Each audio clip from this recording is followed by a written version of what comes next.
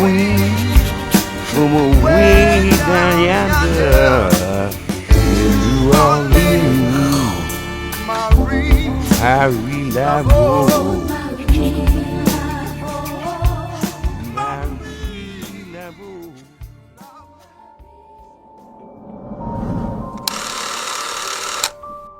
Laveau is the queen practitioner of voodoo. By 1830, at the young age of 29, in New Orleans, Marie was already considered one of the best. Laveau used an unorthodox combination of Haitian voodoo and Catholic traditions, which would translate her work to the upper class. Her beliefs included the recognition of spiritual forces that would preside over one's daily life. Marie Laveau rose to the most famous voodoo practitioner and would be conjuring rituals and ceremonies held at the Congo Square. Laveau would sell magical powders that would bring ailment, as well as amulets and gems which would protect the wearer from evil or bringing luck. She would also grant customers their desires, as well as confounding or destroying one's enemies. The scary thing is, her magic would often work. Some scholars believe that Laveau's feared magical powers of deviation were based on the network of informants in which she developed while working at a hairdresser. She acted as an oracle, conducted private rituals in her home, and performed exorcisms and often sacrifices of spirits.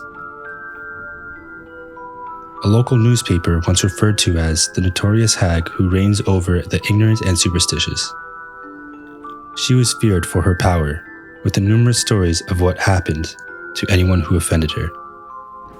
At the same time, she healed the sick and was regarded by many admirers as a living saint due to her humanitarian work.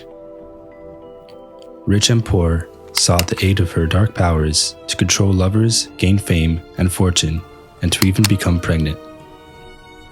On June 15, 1881, Marie Laveau died peacefully at her St. Anne Street home at 86, but her presence has never left.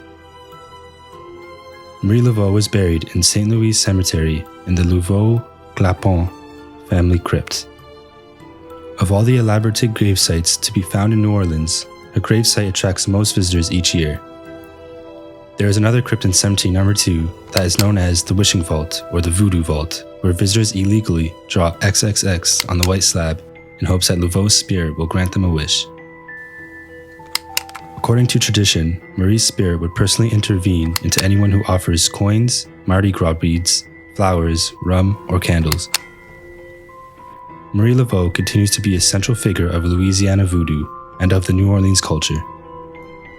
Her presence in New Orleans is still alive and strong. Gamblers shout her name when throwing dice, and multiple tales of sightings of the Voodoo Queen have been told. And although she is not officially considered a saint, there is a strong movement to have her recognized. With a huge trend of astrology, people are revisiting Laveau's work. There are even web articles on ways to work with the Voodoo Queen. But one thing must be said.